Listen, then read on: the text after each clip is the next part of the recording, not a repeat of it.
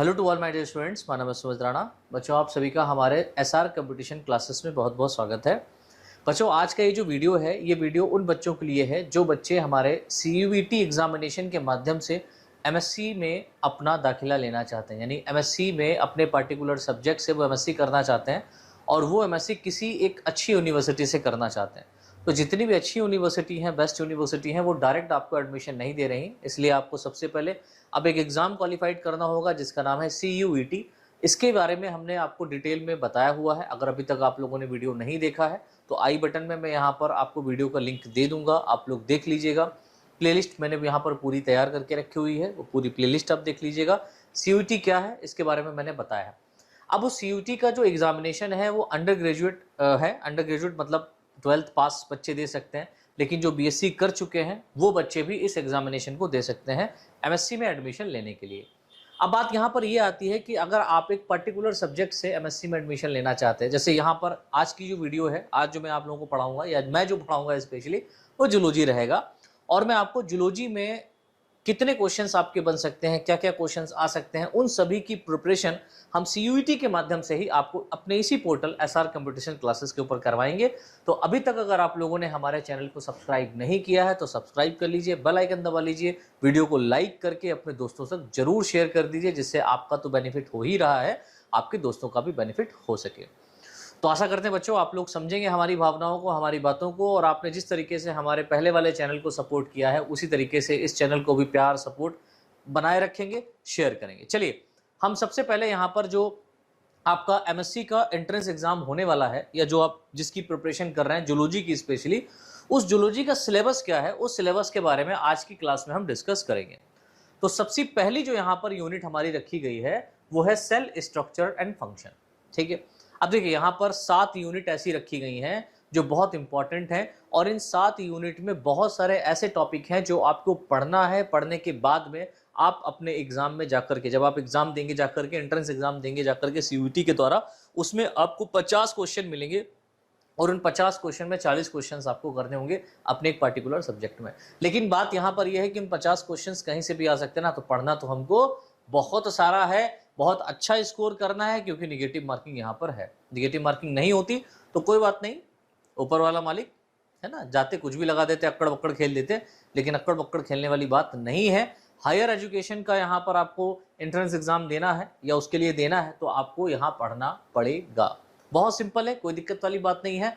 कैसे तैयारी करनी क्या है, इन सभी के ऊपर हम धीरे धीरे चर्चा करते हुए चलेंगे अपनी क्लासेस में। और यहाँ पर ही जो क्लासेस रहेंगी ये आपकी लाइव क्लासेस रहेंगी सभी की सभी। ठीक है, तो परेशान होने वाली बात नहीं है। अगर आप अपना एमएससी जूलॉजी से करना चाहते हैं किसी एक पर्टिकुलर यूनिवर्सिटी से, और आपको अगर एग्जाम क्वालिफाइड करना है तो जुड़ जाइए हमारे एसआर कंपटीशन क्लासेस प्लेटफॉर्म के द्वारा। चलिए, तो पहली यूनिट हमारी है सेल स्ट्रक्चर एंड फंक्शन, और इसमें कई चैप्टर आपको पढ़ने हैं, जिसमें देखिए पहला चैप्टर यहाँ पर हमारा है प्रोकैरियोट एंड यूकैरियोट। बहुत इंपॉर्टेंट है बेटा, प्रोकैरियोट और यूकैरियोट से कितने क्वेश्चंस बन सकते हैं?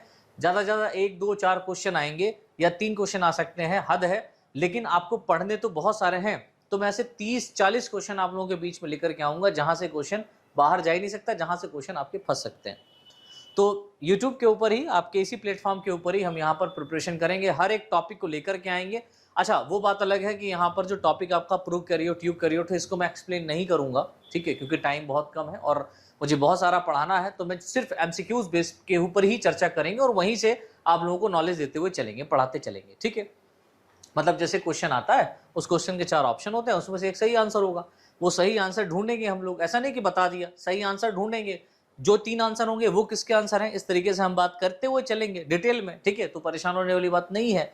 हाँ, आपको एक पर्टिकुलर सब्जेक्ट को पहले डिटेल में नहीं पढ़ा पाएंगे, वो हम बात की बात है, बाद में देखा जाएगा। अभी जो है वो इसी तरीके से हम पढ़ाएंगे आप लोगों को, तो जुड़े रहिए हमारे साथ में। ठीक है, दूसरा जो आपका टॉपिक यहाँ पर रहेगा वो रहेगा structure and function of cell. Cell से कितने क्वेश्चन आपके पूछे जा सकते हैं, कौन कौन से क्वेश्चन आ सकते हैं, उन सभी पे हम चर्चा करेंगे। तीसरा जो चैप्टर आपका है वो है सेल रिप्रोडक्शन, यानी कि कोशिका में जनन किस तरीके से हो सकता है, इसी में आपको डिवीजन भी पढ़ना है। ठीक है, सेल डिवीजन, सेल रिप्रोड्यूस कैसे कर रही, बाइनरी फिशन है ना, मल्टीपल फिशन किस तरीके से हो रहा है, इनसे कौन कौन से क्वेश्चन आपके बन सकते हैं, कितने क्वेश्चन आ सकते हैं, उन सभी चैप्टर, इन सभी चैप्टर से रिलेटेड जितने क्वेश्चन बन सकते हैं, अगर वन शॉट वीडियो में निपटेगा तो निपटाएंगे, अदरवाइज दूसरी बार तीसरी बार ऐसे वीडियो लेकर के आते रहेंगे आप लोगों के बीच में, जिसमें 30-35 क्वेश्चन हम पर डे आपको सॉल्व कराएंगे, ठीक है। और ये क्लासेस का टाइमिंग जो है वो आप सभी को बता दिया जाएगा। जब भी आपकी क्लास होगी उसके एक दिन पहले ही क्लास यहाँ पर शेड्यूल कर दी जाएगी। अभी फिलहाल जूलॉजी की हम प्रिपरेशन करा रहे हैं, हम जूलॉजी की कराएंगे, बॉटनी की भी क्लासेस आएंगी, केमिस्ट्री की भी क्लासेस आएंगी, डोंट वरी, निश्चिंत रहिए, मैथ फिजिक्स सबकी आएंगी। लेकिन अभी हम जूलॉजी पढ़ा रहे हैं, तो आप लोग जितना सपोर्ट और प्यार बनाएंगे उसी हिसाब से हम लोग यहाँ पर क्लासेस भी लेकर के आएंगे। चलिए, 4th चैप्टर हमारा रहेगा important terms used in genetics. देखिए, जेनेटिक्स एक बहुत बड़ा चैप्टर है, ठीक है। इसको समझना समझाना एक खेल है, एक कला है, ठीक है। तो उसको समझने के लिए, उसको जानने के लिए सबसे पहले आपको टर्मिनोलॉजी आनी चाहिए जेनेटिक्स की, कि फैक्टर क्या होते हैं, जीनोटाइप क्या होता है, फिनोटाइप क्या होता है, मोनोहाइब्रिड्स क्या होते हैं, डाई हाइब्रिड्स क्या होते हैं, है ना, ट्रेट क्या होते हैं, जीन क्या होते हैं, ये टर्मिनोलॉजी के अंतर्गत आता है। इन सभी को हम सबसे पहले समझेंगे, उनसे क्या क्वेश्चन बन सकते हैं उनको हम लेकर के आएंगे, ठीक है। तो important term use in genetics. फिर उसके बाद में Mendel and his law, Mendel और मेंडल के कितने लॉ दिए गए हैं, उनसे क्या क्वेश्चन बन सकते हैं वो लेकर के आएंगे। और पोस्ट मेंडलिज्म क्या है, इसके ऊपर भी क्वेश्चन बनते हैं, वो भी हम चर्चा करेंगे। नेक्स्ट हमारा चैप्टर रहेगा क्रोमोसोम एंड जीन्स। देखिए, जीन और क्रोमोसोम्स का एक बहुत बड़ा संबंध है, इनसे कितने क्वेश्चन बन सकते हैं वो हम यहाँ पर डिस्कस करेंगे। क्रोमोसोम क्या है, जीन क्या है, ये तो हम चर्चा करेंगे ही करेंगे, लेकिन जो क्वेश्चन बन सकते हैं वो भी हम यहाँ पर देखेंगे। नेक्स्ट देखिए बच्चों, यहाँ पर है सेक्स डिटर्मिनेशन, यानी लिंग निर्धारण। किसी ऑर्गेनिज्म में सेक्स डिटरमाइन कैसे होता है वो एक अलग बात है, वो एक अलग फेज है, लेकिन उस सेक्स डिटर्मिनेशन से क्या क्या बन सकता है, कौन सा प्रोजेनी होगा, कौन सा नहीं होगा, कौन सा क्या बनेगा, उससे जो क्वेश्चन बन सकते हैं, इसमें क्या क्या क्वेश्चन आएंगे, क्या पूछे जा सकते हैं, उस पर चर्चा करेंगे। फिर हमारा 8वां जो चैप्टर है वो है लिंकेज, संलग्नता इसको हिंदी में कहते हैं बच्चों। और यहां से बहुत सारे क्वेश्चन आपके बनेंगे। अब जाहिर सी बात है 85 क्वेश्चन होंगे, लेकिन उन 50 क्वेश्चंस में कहां से कितने क्वेश्चन बन सकते हैं ये चैप्टर पढ़ने के बाद ही पता होगा। जब आपका सारे कॉन्सेप्ट, सारे चैप्टर क्लियर होंगे तो कहीं से भी पेपर आ जाए, कहीं से भी क्वेश्चन आ जाए, फर्क नहीं पड़ता मेरा भाई, ठीक है। 9th चैप्टर हमारा जो रहेगा वो रहेगा सेक्स लिंक्ड इनहेरिटेंस, यानी कि लिंक इनहेरिटेंस के बारे में हम पढ़ेंगे। इनहेरिटेंस का तो मतलब आप समझते हो कि माता पिता के जो कैरेक्टर हैं, उनके कैरेक्टर उनके ऑफस्प्रिंग में, उनके बेबी में जाना, ठीक है। और सेक्स लिंक कैरेक्टर कहने का मतलब हो गया कि सेक्स क्रोमोसोम्स के ऊपर ऐसे कैरेक्टर पाए जा रहे हैं जो स्पेसिफिक पर्टिकुलर बच्चों में ही जाएंगे। जैसे वाई वाले क्रोमोसोम्स पे यदि कोई कैरेक्टर, वैसे तो नहीं पाया जाता है, लेट सपोज मानते हैं अगर पाया जा रहा है डोमिनेटिंग कैरेक्टर ही पाया जाएगा। जैसे बॉयज वाले में वाई वाले पे पाया जाएगा तो डेफिनेटली लड़कों में ही कैरेक्टर जाएगा ना, जैसे कान के ऊपर यहाँ पर क्या बालों का पाया जाना। बहुत सारे आपने ऐसे बंदे देखे होंगे जिनके कान पे बाल है, बहुत भारी भारी बाल है, बड़े बड़े बाल हैं, तो एक डोमिनेंट कैरेक्टर है, वो उनको उसके पिता से प्राप्त होते हैं, ठीक है। तो सेक्स लिंक्ड इनहेरिटेंस को भी हम यहाँ पर डिस्कस करेंगे, इससे कितने क्वेश्चन बन सकते हैं वो भी देखेंगे। 10th चैप्टर हमारा यहाँ पर है क्रॉसिंग ओवर, ठीक है। क्रॉसिंग ओवर क्या होता है, कैसा है, इसके बारे में भी चर्चा करेंगे। नेक्स्ट हमारा जो चैप्टर रहेगा वो रहेगा साइटोप्लाज्मिक इनहेरिटेंस। इससे बहुत सारे क्वेश्चन बन सकते हैं, एक क्वेश्चन तो, दो क्वेश्चन तो यहाँ से 100% आपका आएगा ही आएगा साइटोप्लाज्मिक इनहेरिटेंस से। फिर हम बात करते हैं म्यूटेशन। म्यूटेशन क्या होता है ना, सडन चेंजेस कैरेक्टर्स, अचानक से कैरेक्टर चेंज हो जाए, और वो अचानक से कैरेक्टर जब चेंज होगा, ठीक है, तो एक नया कैरेक्टर डेवलप होगा, है ना, तो एक नया कैरेक्टर डेवलप होगा। ये कैसे होता है, क्यों होता है, किस लिए होता है, इससे क्या क्वेश्चन बनेंगे वो डिस्कस करेंगे। नेक्स्ट हमारा यहाँ पर चैप्टर रहेगा स्ट्रक्चर ऑफ डीएनए। डीएनए के स्ट्रक्चर से भी बहुत सारे क्वेश्चंस बनते हैं, जैसे डबल हेलिक्स मॉडल किसने दिया, डबल स्टैंडर्ड, है ना, डबल हेलिक्स मॉडल किसने दिया, बेट्सन क्रिक का क्या मॉडल, क्या रोल रहा है ना, ये सब चीजें यहाँ पर आती हैं। 14th चैप्टर हमारा रहेगा डीएनए रेप्लिकेशन। अब डीएनए रेप्लिकेशन में डीएनए रेप्लिकेशन प्रोसेस नहीं समझना है, डीएनए रेप्लिकेशन होता कैसे है, यहाँ पर कौन कौन से एंजाइम आते हैं, हेलिकेज का क्या काम है, लाइगेज का क्या काम है ना, DNA polymerase first second third, इनका क्या काम है, तो इनसे क्वेश्चन इस तरीके से पूछे जाएंगे। फिर आता है जेनेटिक कोड। जेनेटिक कोड से भी क्वेश्चन आ सकता है, एक 100% क्वेश्चन यहाँ पर मिलेगा। फिर है central dogma of biology. Central dogma क्या होता है ना, सेंट्रल डोगमा क्या है भाई, आपको पता है डीएनए से क्या बना एमआरएनए, एमआरएनए से क्या बना प्रोटीन, तो ये क्या है, एक प्रोसेस चल रहा है, इसी को हम बोलते हैं सेंट्रल डोगमा। कैसे होता है, इससे क्या क्वेश्चन आएंगे वो देखेंगे। फिर हमको बात करनी है प्रोटीन सिंथेसिस पर। प्रोटीन सिंथेसिस कैसे होता है, राइबोसोम्स का क्या रोल है, एमआरएनए का क्या रोल है, टीआरएनए का क्या रोल है, कितने टाइप ऑफ अमीनो एसिड होते हैं, फर्स्ट अमीनो एसिड कौन सा है, या यहाँ पर कोडोन्स में आपसे पूछा जाएगा कि पहला अमीनो एसिड जो है ना वो कौन कोड करता है ना, स्टॉप कोडोन कौन से होते हैं। इस तरीके से क्वेश्चन आपके आएंगे। 18 चैप्टर हमारा लास्ट चैप्टर रहेगा इस यूनिट का, वो है genetic engineering, recombinant DNA technology या जीन स्प्लाइसिंग। ठीक है, genetic engineering, recombinant DNA technology, इससे भी क्वेश्चन आपके पुटअप होंगे। कौन कौन से क्वेश्चन, कैसे कैसे क्वेश्चन बन सकते हैं, उन पे हम चर्चा करेंगे क्लास के अंदर। ठीक, तो ये 18 चैप्टर बच्चों हमारे पहली यूनिट से हैं। अब हम सेकेंड यूनिट की बात करेंगे। अब देखिए सेकेंड यूनिट को 3 सेक्शन में डिवाइड कर दिया, ए बी सी। बहुत सारे चैप्टर यहां पर है, इसीलिए इसको ए बी सी में डाल दिया। यूनिट सेकेंड ए में आपको पढ़ना है सिस्टमेटिक के अंदर नॉन कोऑर्डिनेट्स के बारे में। किसके बारे में पढ़ना बेटा?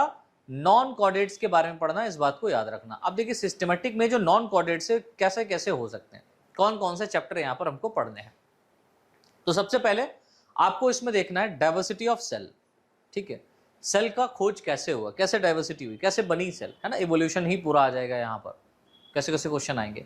फिर किंगडम प्रोटिस्टा आपको पढ़ना है, इससे कितने क्वेश्चन बन सकते हैं। फिर आपका किंगडम एनिमेलिया, जिसमें आपको पढ़ना है मेटाजोआ। किंगडम एनिमेलिया को कई फॉर्म में डिवाइड किया गया, सब किंगडम में डिवाइड किया, जिसमें किंगडम एनिमेलिया में एक तो हमको पढ़ना है मेटाजोआ, दूसरा किंगडम एनिमेलिया में हमको पढ़ना है सब किंगडम पैराजोआ, और तीसरा एनिमल किंगडम में अपन लोगों को पढ़ना है सब किंगडम यूमेटाजोआ।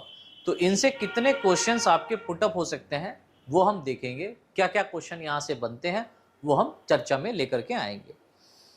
फिर हमारा 24th यहाँ पर चैप्टर है फाइलम प्लेटीहेल्मिन्थेस। प्लेटीहेल्मिन्थेस में उन ऑर्गेनिज्म को रखा गया है जो फ्लैट होते हैं, चपटे होते हैं। ठीक है, इसमें फ्लैट वॉर्म को इंक्लूड किया गया है। किसको इंक्लूड किया गया बेटा?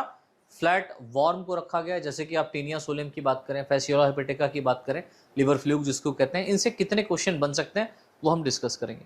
25th हमारा जो फाइलम है वो है निमेटोडा। निमेटोडा को एस्केलमेंथिस भी कहते हैं, और इसमें स्पेशली राउंड वॉर्म को इंक्लूड किया गया था। किसको इंक्लूड किया गया था? राउंड वॉर्म, मतलब गोल कृमि, जितने भी गोल कृमि है ना, पैरासाइट के फॉर्म में ये होते हैं, एंडोपैरासाइट, उनको रखा गया है। ठीक है, जैसे एस्केरिस की बात करते हैं। फिर हमारा है 26 चैप्टर फाइलम एनेलिडा। एनेलिडा में आप देखेंगे कि यहां पर स्पेशली अर्थवॉर्म को डिस्कस किया जाएगा। ठीक, अर्थवॉर्म हो गया, और आपका एक नेरिस हो गया, है ना, नेरिस हो गया, लीच हो गया, इनको हम यहां पर डिस्कस करेंगे।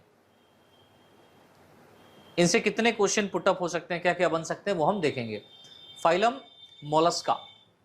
फाइलम मोलस्का में ऐसे ऑर्गेनिज्म को रखा गया है जहां पर आप देखेंगे कि कितने टाइप के या किस तरीके के ऑर्गेनिज्म यहां पर मिलेंगे। ठीक, जैसे एप्पल स्नेल हो गया, इनसे क्या क्या क्वेश्चन आ सकता है। यूनियो हो गया, है ना, ये मोलस्का के हैं। कोरल रीफ्स, मोती जो होता है वो इन्हीं फाइलम्स में मिलता है ना। 28th जो हमारा चैप्टर रहेगा वो रहेगा फाइलम आर्थ्रोपोडा। और फाइलम आर्थ्रोपोडा ये सबसे बड़ा फाइलम माना जाता है एनिमल किंगडम का। तो पहला क्वेश्चन तो आपको यहीं से सॉल्व हो गया कि पूरे एनिमल किंगडम का सबसे बड़ा फाइलम कौन सा है, तो फाइलम आर्थ्रोपोडा है। और इस फाइलम आर्थ्रोपोडा में बच्चों एक क्लास रखी गई है जिसका नाम है इंसेक्टा।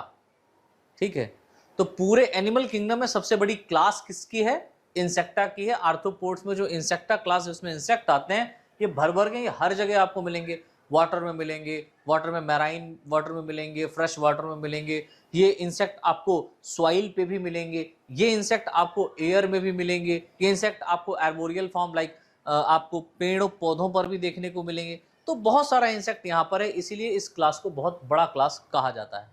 ठीक है, चलिए इसके बाद में हमारा जो नेक्स्ट चैप्टर रहेगा वो रहेगा फाइलम एकाइनोडर्मेटा। ठीक है, इसमें स्टारफिश को आपको पढ़ना है। फाइलम एकाइनोडर्मेटा में स्टारफिश आता है, उससे रिलेटेड जो क्वेश्चन बन सकते हैं वो हम यहाँ पर डिस्कस करेंगे। फिर उसके बाद में 30 जो चैप्टर हमारा है वो कुछ माइनर फाइलम्स का है, जैसे फाइलम ब्रायोजोआ हो गया।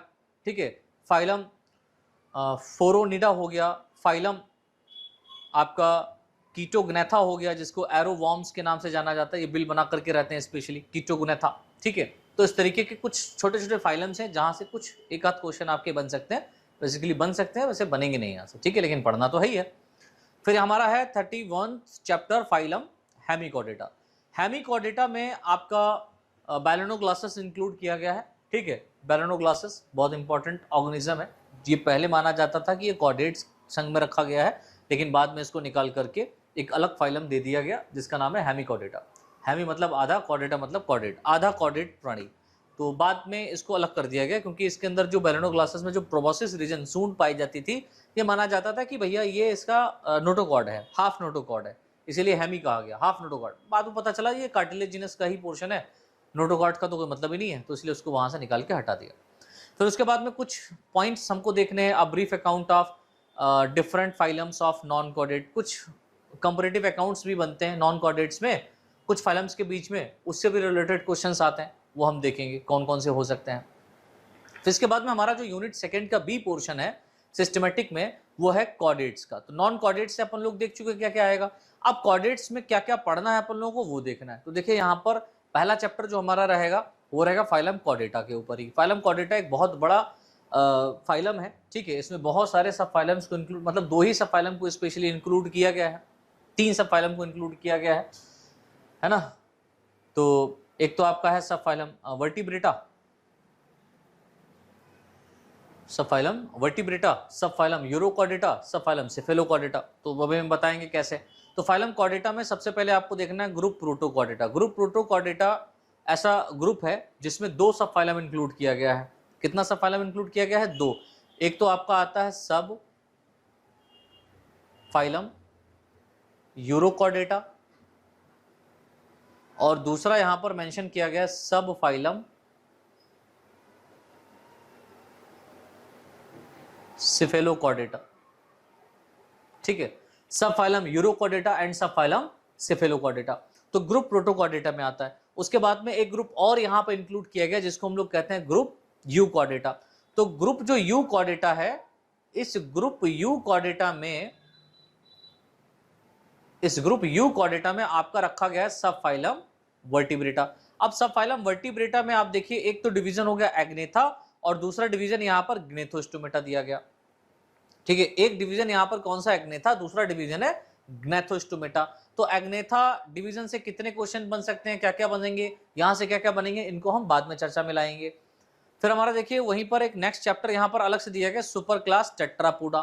टेट्रा मतलब 4, टेट्रा मतलब 4, पोडा मतलब पाद, यानी कि 4 लिम्स यहां पर प्रेजेंट होंगे, है ना। ऐसे जैसे एम्फीबियंस की हम बात करें ना, सुपर क्लास टेट्रापोडा, एम्फीबियंस वगैरह, ये सब आपके यहाँ पर आएंगे।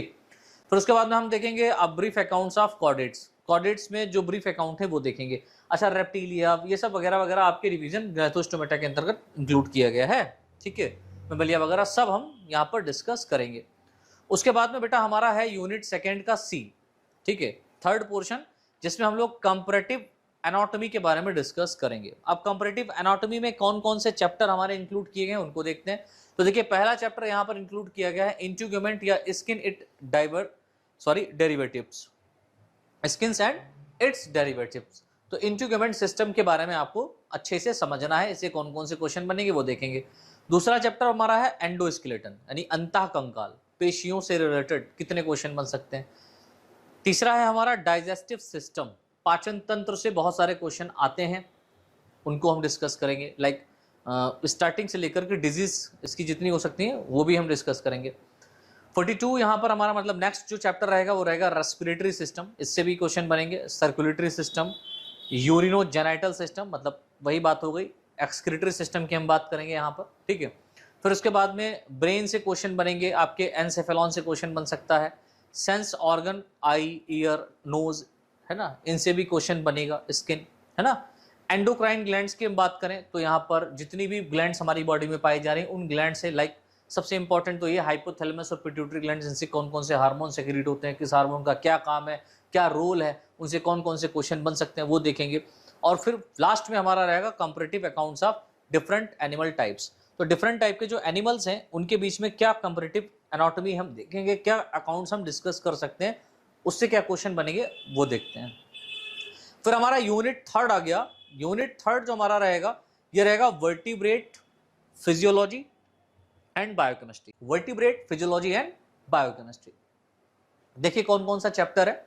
तो पहला तो हमको यहाँ पर पढ़ना है प्रोटोप्लाज्म, फिर पढ़ना है एंजाइम, फिर vitamins, colloids, hydrogen ions and concentrations, ये सब चैप्टर है, ठीक है, इनसे क्वेश्चन बनेंगे, उन क्वेश्चंस को हम डिस्कस करेंगे इसी प्लेटफॉर्म पर। इसीलिए चैनल को सब्सक्राइब करके बेल आइकन जरूर दबा लेना, वीडियो को शेयर जरूर कर देना। आप तो बेनिफिट ले ही रहे हो, दूसरे को भी देना, है ना।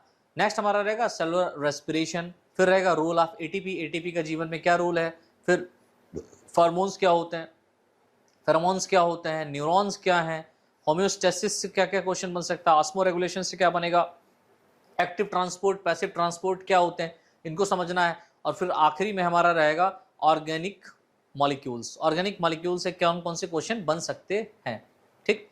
फिर उसके बाद में हमारी यूनिट 4 रहेगी, जिसको हम लोगों ने नाम दिया है एम्ब्रियोलॉजी, राइट। एम्ब्रियोलॉजी से बहुत सारे, अब देखिए पढ़ना तो बहुत सारा है बट्टा, है ना, ये समझ लो एक तरीके से पूरा रिवीजन हो जाएगा बायोलॉजी आपका, और यही सब फिर आप डिटेल में और भी डिटेल में एमएससी में जाकर के पढ़ोगे।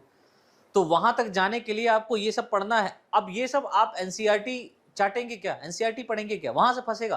पोस्ट ग्रेजुएशन का एग्जामिनेशन देने जा रहे हो भाई साहब, एनसीईआरटी से तो आएगा ही आएगा, लेकिन आप 12th के बाद एग्जाम नहीं देने जा रहे हो, बीएससी के बाद देने जा रहे हो, इसलिए क्वेश्चंस का क्वांटिटी और क्वेश्चंस की टफनेस बढ़ जाएगी। तो इसलिए अच्छे से क्वेश्चंस को पढ़ करके ही देंगे जा करके।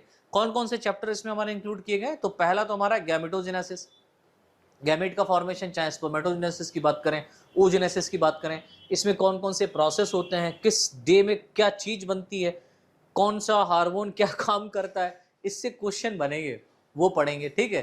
फिर उसके बाद में फर्टिलाइजेशन का प्रोसेस, पोस्ट फर्टिलाइजेशन क्या है ना, पोस्ट फर्टिलाइजेशन चेंजेस क्या होते हैं, प्री फर्टिलाइजेशन चेंजेस क्या होते हैं, इनको देखना है, फर्टिलाइजेशन क्या है। फिर उसके बाद में हमारा है अर्ली एम्ब्रियोनिक डेवलपमेंट, जो डेवलपमेंट हो रहा है एम्ब्रियो का, उससे पहले पहले क्या चेंजेस हो रही हैं, ठीक है। फिर अर्ली एम्ब्रियोनिक डेवलपमेंट इन फ्रॉग, फ्रॉग में जो पहले चेंजेस हो रहे हैं उनको देखना है। मेटामॉर्फोसिस इन एसिडियंस लाइक हर्डमानिया, आपको पता है हर्डमानिया जो है वो एक एसिडियन का है, फॉर्म है। इसका जो लार्वा होता है, ठीक है, ट्रोकोफोर लार्वा, उसमें नोटोकॉर्ड पाई जाती है। लेकिन जब ये लार्वा रेट्रोग्रेसिव मेटामॉर्फोसिस करने के बाद में एडल्ट में चेंज होता है, रेट्रोग्रेसिव मेटामॉर्फोसिस बोला बेटा हमने, एडल्ट में रेट्रोग्रेसिव कहने का मतलब समझते हो, एक प्रोग्रेसिव मेटामॉर्फोसिस होता है, एक रेट्रोग्रेसिव होता है। प्रोग्रेसिव मेटामॉर्फोसिस कहने का मतलब होता है कि कोई भी एक ऐसा लार्वा जो अपनी लोएस्ट, ठीक है, कंडीशंस को चेंज करके हायर कंडीशन में पहुंच रहा है। रेट्रोग्रेसिव कहने का मतलब होता है कि एक ऐसा लार्वा जो अपने हायर कंडीशन में है, लेकिन वो रेट्रोग्रेसिव मेटामॉर्फोसिस करने के बाद में और भी लोएस्ट कंडीशन में चला जाएगा, है ना, उस कंडीशन से और निम्न वाली कंडीशन, मतलब नोटोकॉर्ड पाई जा रही थी, फिर नोटोकॉर्ड नहीं मिलेगी। तो ये कंडीशन किसमें देखने को मिल रही, हर्डमानिया में देखने को मिल रही। तो उससे रिलेटेड क्या क्वेश्चन बनेंगे वो पढ़ना है। फिर हमको देखना है early embryonic development in chicks, ठीक है। फिर extra embryonic membrane in chicks, extra embryonic membrane कौन कौन सी होती है, extra embryonic membrane in human, human में एक्स्ट्रा एम्ब्रियोनिक मेम्ब्रेन कौन कौन सी है, प्लेसेंटेशन क्या होता है, किसे कहते हैं, इससे क्या क्वेश्चन बनेंगे। फिर उसके बाद में आपका आता है रिकैपिचुलेशन थ्योरी या बायोजेनेटिक लॉ। रिकैपिचुलेशन थ्योरी क्या होती है और बायोजेनेटिक लॉ क्या होता है, इसी को बायोजेनेटिक लॉ कहते हैं, क्यों कहा गया है, इसको समझना है। फिर उसके बाद में हमारी 5th जो यूनिट है, उस यूनिट का नाम है बेटा एवोल्यूशन, है ना, विकास। इस पृथ्वी पर जीवन की कैसे, कब, कहां, किस तरीके से उत्पत्ति हुई है, ओरिजिन हुआ है, उसके बारे में हम डिस्कस करेंगे। कौन कौन से यहाँ पर चैप्टर अपन लोगों को डिस्कस करना है, तो सबसे पहला चैप्टर हमारा है ओरिजिन ऑफ लाइफ, फिर एविडेंसेस ऑफ इवोल्यूशन, फिर basic principle of evolution, evolution का बेसिक प्रिंसिपल क्या है, उससे कौन कौन से क्वेश्चन बनेंगे। थ्योरीज ऑफ इवोल्यूशन, इवोल्यूशन के विषय में कितने लोगों ने, कौन कौन साइंटिस्टों ने कब, कैसे, कहां पर अपने थ्योरी को दिया है, इसको समझना है। 76 क्वेश्चन चैप्टर हमारा रहेगा जू जियोग्राफिकल रियलिम्स, ठीक है। जो जू जियोग्राफिकल रियलिम्स हैं उनको समझना है, किस पर्टिकुलर एरिया में कौन से ऑर्गेनिज्म पाए जा रहे हैं, कैसे हैं, क्या होता है ना, उसको समझना है, एरा को समझना है पूरा। फिर हमारा है इंसुलर फौना, फौना क्या होते हैं, इंसुलर फौना क्या है, इसको समझना है। फिर जियोलॉजिकल टाइम स्केल, ठीक है, जियोलॉजिकल टाइम स्केल के बारे में आपको पढ़ना पड़ेगा, इससे क्वेश्चन बनते हैं। इसको हम लोग स्ट्रेटोग्राफिकल स्केल भी कहते हैं, स्ट्रेटोग्राफिकल स्केल। स्केल कहने का मतलब होता है एक लाइन, है ना, एक लाइन खींच दी जाती है, जैसे एक हमारा ये भूमंडल है, इस भूमंडल में एक लाइन खींच दी गई कि इस एरिया में ये ऑर्गेनिज्म रहते हैं और इस एरिया में ये ऑर्गेनिज्म रहते हैं, ये ऑर्गेनिज्म इधर नहीं आ सकते, ये ऑर्गेनिज्म इधर नहीं जा सकते। हाँ, इनको लाया जा सकता है, लेकिन ये अपने आप नहीं आ सकते, क्योंकि बीच में पहाड़ हैं, बहुत बहुत सारी चीजें हैं, नदियां हैं, झीलें हैं, जिस कारण ये क्रॉस नहीं कर सकते। तो एक जियोलॉजिकल टाइम स्केल यहाँ पर बनाया गया है, ठीक है। फिर उसके बाद में ह्यूमन इवोल्यूशन, यानी कि हमारा भी विकास कैसे हुआ ना, ये भी तो हमें जानना है, समझना है, हमसे भी तो क्वेश्चन बने जाएंगे। तो कौन कौन सा क्वेश्चन बनेगा, कैसे क्वेश्चन आएंगे, उन पर डिस्कस करेंगे। तो अभी आप देखिए 79th चैप्टर हमारा है ये, 79th चैप्टर यूनिट 5 में, भैया बहुत सारा पढ़ना है। फिर उसके बाद में हमारा जो यूनिट 6 है, इसका नाम है ecology, wild life and ethology, ठीक है। इकोलॉजी, वाइल्ड लाइफ, इथोलॉजी, इसमें कौन कौन से हमारे चैप्टर्स को इंक्लूड किया गया वो देखते हैं। तो देखिए यहाँ पर पहला चैप्टर है ऑर्गेनिज्म एंड देयर एनवायरमेंट्स, दूसरा है इकोसिस्टम एंड इट्स कंपोनेंट्स, तीसरा है इकोलॉजिकल एडेप्टेशन, चौथा है flow of energy in ecosystem, है ना। पांचवा हमारा है प्रोडक्टिविटी या यील्ड कैसे होती है, हम प्रोडक्टिविटी कैसे बढ़ाएंगे, किसकी, अरे यार क्रॉप प्लांट्स की। फिर उसके बाद में हमारा है न्यूट्रिएंट साइकिल क्या होता है, जिसको हम लोग बायो जियोकेमिकल साइकिल भी कहते हैं, ठीक। फिर उसके बाद में हमारा इंटर स्पेसिफिक एनिमल रिलेशनशिप्स, यानी कि जो इंटर स्पेसिफिक एनिमल रिलेशनशिप्स हैं उनके बीच में क्या रिलेशनशिप्स है वो समझना है, या स्पीसीज इंटरेक्शन भी इसको कहते हैं। एडेप्टेशन क्या होता है, वातावरण के अनुसार अपने आप को ढाल लेना ही एडेप्टेशन कहलाता है। पॉल्यूशन क्या है ना, पॉपुलेशन की बातें, पॉल्यूशन की बात हो रही है, air pollution, noise pollution, water pollution, है ना, इन सब पॉल्यूशंस के ऊपर चर्चा करी जाएगी। बहुत सारे क्वेश्चंस यहाँ पर बनते हैं, कुछ रट्टा मारने वाले पॉइंट है, उनको भी पढ़ना है, जो आपको याद ही रखने वो बन सकते हैं क्वेश्चन। 89th चैप्टर हमारा यहाँ पर है ग्लोबल एनवायरमेंटल चेंजेस, ठीक है, ग्लोबल एनवायरमेंटल चेंजेस, यानी कि 8वां क्वेश्चन हमारा ये चैप्टर ये रहेगा। फिर उसके बाद में 9th हमारा चैप्टर रहेगा वाइल्ड लाइफ, और 10th हमारा चैप्टर रहेगा बायोलॉजिकल रिदम, ठीक है। तो टोटल यहाँ पर 10 चैप्टर इंक्लूड किए गए। अच्छा, इसके साथ साथ आप देख रहे हैं कि 91th चैप्टर ये है। इसके अलावा हमारी जो लास्ट यूनिट रहेगी यूनिट 7, इसको हम लोग बोलते हैं इकोनॉमिकल जूलॉजी। इकोनॉमिक जूलॉजी या इकोनॉमिकल जूलॉजी क्या है भैया ये, इसमें कौन कौन से चैप्टर रहेंगे उसको देखते हैं। तो देखिए पहला चैप्टर हमारा यहाँ पर रहेगा हार्मफुल इंसेक्ट, हमारे ऐसे इंसेक्ट के बारे में चर्चा करना है जो हमारे खेतों में हमारी क्रॉप को ख़राब करते हैं, हमारे घरों में चीज़ों को ख़राब करते हैं। तो ये हार्मफुल इंसेक्ट कौन कौन से हैं, कैसे हैं, उनको समझना है, ठीक है। उससे क्वेश्चन भी आपके बनेंगे। बेनिफिशियल इंसेक्ट कौन कौन से, हमें कितना लाभ मिलता है, जैसे रेशम कीट पालन की बात करें, है ना, सेरिकल्चर, या हम एपीकल्चर की बात करें, लाइक मधु, है ना। मधु कहने का मतलब, मधु वो तुम्हारे पड़ोस में रहने वाली बिटिया नहीं, मधु कहने का मतलब हो गया शहद, ठीक है। तो शहद को प्राप्त करने के लिए आज कितना बड़ा एपीकल्चर, कितनी बड़ी इंडस्ट्री लगाई जा रही है ना, अधिकतर लोग पाल रहे हैं, कैसे पाल रहे हैं, क्या पाल रहे हैं, उनसे क्वेश्चंस बनते हैं, वो सब मैंने पढ़ाया हुआ, बीएससी में आप लोगों ने पढ़ा होगा। फिर बात करते हैं इंडस्ट्रियल प्रॉन्स ऑफ इंडिया, है ना। जो प्रॉन्स हैं मतलब जो झींगा मछली है, झींगा जिसको कहते हैं, इसको भी एक बड़े लेवल पर पाला जाता है, लोग खाते हैं इसको, तो इंडस्ट्रियल लेवल पर इनको पाला जा रहा है। फिर इंडस्ट्रियल मोलस्क, जैसे कि pearl culture of India, India में मोती का जो निर्माण हो रहा है उसके लिए मोलस्क को पाला जा रहा है ना, इंडस्ट्रियल लेवल पर काम हो रहा है। फिर industrial fish of India, India में जो फिशेस का इंडस्ट्रियल लेवल पर काम हो रहा है उनको पाला जा रहा है, कौन कौन सी उनकी ब्रीडिंग कराई जा रही है ना, वो किस तरीके से हो रही, कैसे हो रही, कहाँ पर क्या किया गया, उससे रिलेटेड क्वेश्चन बनते हैं, उसको भी डिस्कस करेंगे। फिर हमारा है non poisonous and poisonous snake of India, India में नॉन पॉइजनस और पॉइजनस जो स्नेक पाए जा रहे हैं वो कैसे हैं, कितने हैं, कौन कौन से हैं, कहाँ कहाँ किस किस रीजन में वो पाए जा रहे हैं, उससे रिलेटेड क्वेश्चंस बनेंगे। फिर उसके बाद में वेनमस एनिमल, वेनमस एनिमल्स कहने मतलब होता है जहरीले जंतु, और कौन से होते हैं भाई, इनको छोड़ करके, भाई सांप का नाम लेते ही क्या होता है, जहर सामने आ जाता है। कुछ ऐसे भी सांप होते हैं बेचारे जो नॉन पॉइजनस होते हैं, लेकिन जहर इतना तगड़ा उनका होता है कि उसके बड़े भाई से मुलाकात हो जाए तो मर ही जाओगे, लेकिन छोटा भाई जहरीला नहीं है, फिर भी बड़े भाई की दहशत में आदमी मर जाता है कि भैया किंग कोबरा का ये प्रजाति है, किंग कोबरा ने तो नहीं काट लिया, सांप का काटने का मतलब है किंग कोबरा ने काटा, ऐसा लोगों की थिंक है, और उस थिंक में ही मर जाते हैं। खैर, नेक्स्ट हमारा एबर्शंस क्या होता है, ठीक है, एबरेशन, एबरेशंस के बारे में पढ़ना है। फिर जेनेटिक काउंसलिंग कैसे कराई जाती है, इससे क्वेश्चन क्या आएंगे। फिर हमारा होगा DNA as a tool for forensic investigation, forensic investigation में डीएनए जो टूल है उसको किस तरीके से हम लेते हैं, या डीएनए फिंगर प्रिंटिंग क्या होता है, किस तरीके से इसका यूज़ किया जाता है, कब, कैसे, कहाँ, क्या निर्धारित की गई, कैसे बनाई गई, डीएनए टाइपिंग क्या होता है, और डीएनए प्रोफाइलिंग कैसे की जाती है।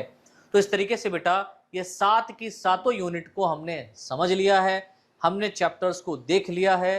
टोटल हमारे 101 चैप्टर यहाँ पर इंक्लूड किए गए हैं एमएससी के एंट्रेंस एग्जाम को बीट करने के लिए, ठीक है। और इन 101 चैप्टर्स में से जितने भी इंपॉर्टेंट क्वेश्चंस आपके बन सकते हैं, जितने भी इंपॉर्टेंट क्वेश्चंस पूछे जा सकते हैं, जो हो सकते हैं, उन सभी को हम यहाँ पर धीरे धीरे आप लोगों के बीच में पर डे माध्यम या डेली लाइव क्लासेस के माध्यम से या अल्टरनेटिव लाइव क्लासेस के माध्यम से लेकर के आएंगे।